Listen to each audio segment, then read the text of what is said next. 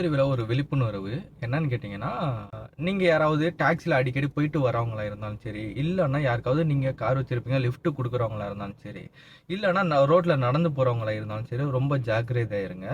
ஏன்னு கேட்டிங்கன்னா, ரீசென்ட்டா என்னோட ஃபாலோவர்ஸ்க்கு ஒரு சம்பவம் நடந்துருச்சு. ஸோ இதுக்கு முன்னாடி நான் இத பத்தி தெரியும். நான் வீடியோ போடாம இருந்தேன். ஸோ நான் இப்ப என்னோட ஃபாலோவர்ஸ் சொன்னனால நான் வீடியோ போடுறேன். என்னன்னு கேட்டிங்கன்னா, என்னோட ஃபாலோவர்ஸ் வீட் டிரைவரா வேலை செய்கிறாரு. ஸோ அவர் காரில் தான் போவார் வருவார்.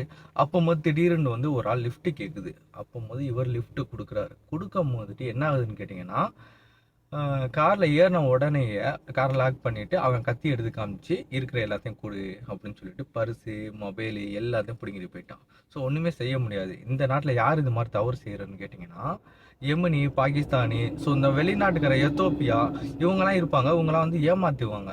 ஸோ இந்த மாதிரிலாம் சில திருடன்லாம் இருப்பானுங்க. உங்களுக்கு தெரிஞ்சிச்சுன்னா கமெண்ட் பண்ணாதீங்க எந்த நாட்டுக்காரன்னு சொல்லிட்டு. ஸோ பிரச்சனையாகும். டாக்ஸியில் 3 பேர் இருந்தாலும் ஏறாதீங்க.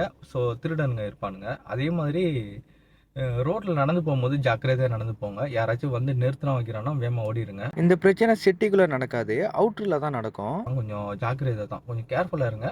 ஸோ இந்த வீடியோ புதுசாக யாரும் சௌதரி பேர் உங்கள் ஃப்ரெண்டு வந்திருந்தா அவங்களுக்கு ஷேர் பண்ணுங்கள், ரொம்ப யூஸ்ஃபுல்லாக இருக்கும்.